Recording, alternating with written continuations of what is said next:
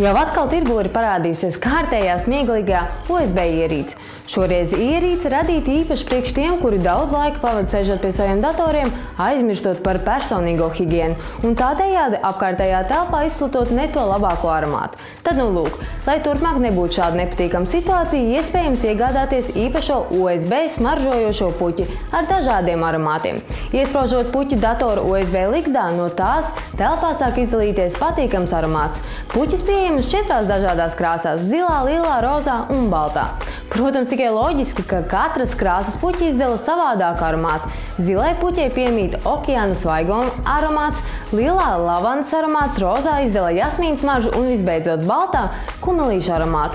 Es domāju, ka ikvienam no mums ir zināms kāds gīks, kam šī dāvana lieki noderēs. Pats labākais ir tas, ka šī USB smaržojošā puķe maksā tikai $9,99.